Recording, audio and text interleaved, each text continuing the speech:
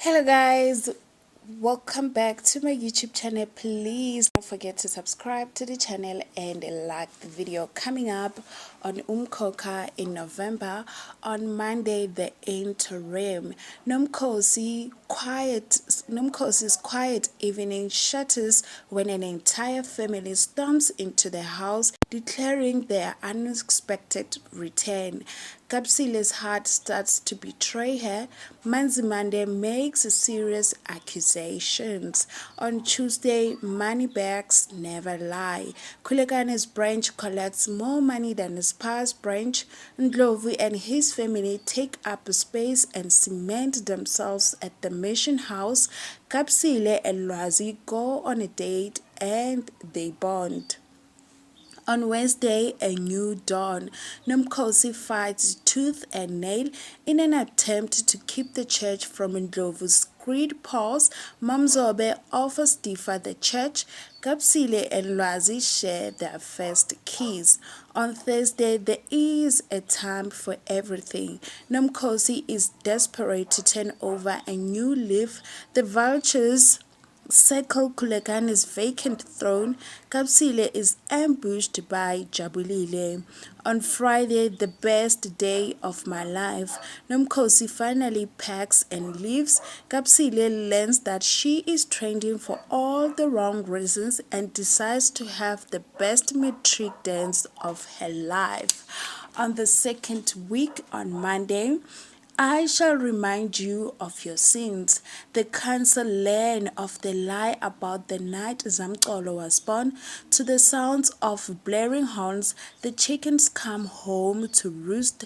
The elephant in the room haunts Kapsile and Lwazi. On Tuesday, the chickens come home to roost.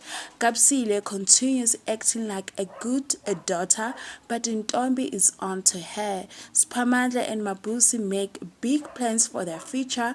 Ndlovu ridicules the councilman threat. On Wednesday, the torment of horns.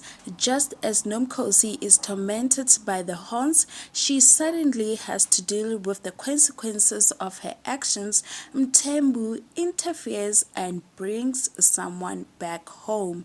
On Thursday, who reigns?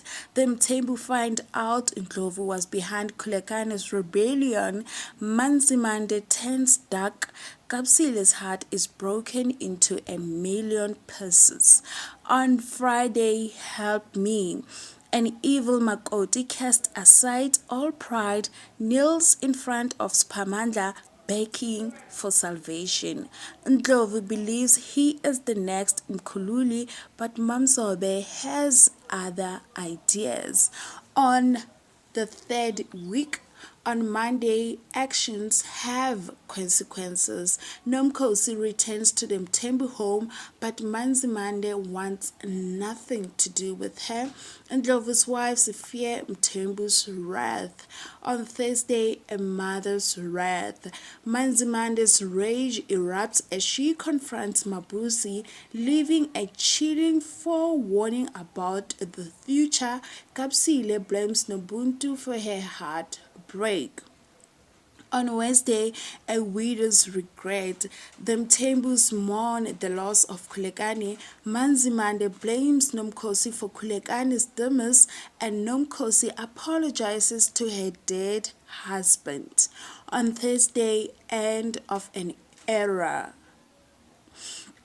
Mabusi has to console Nomkhosi, who feels like she has nothing to live for.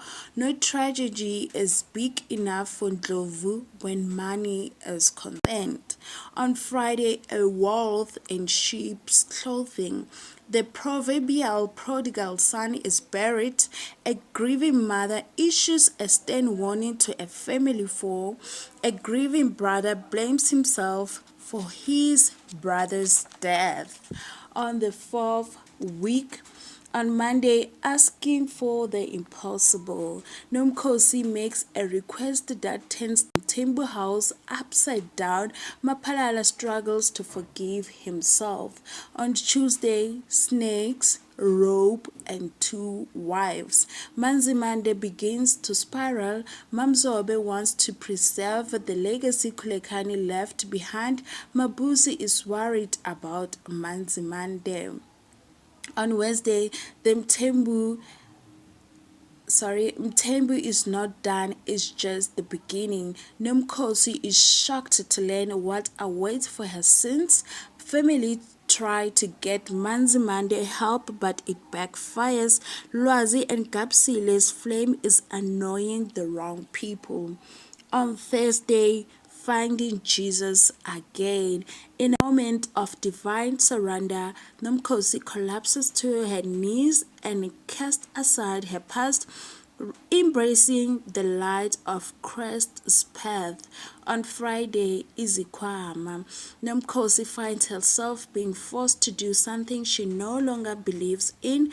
Ndlovu ignores his wife's pleas for repentance, self-preservation, and forges ahead on his power trip, making more enemies. Thank you for watching.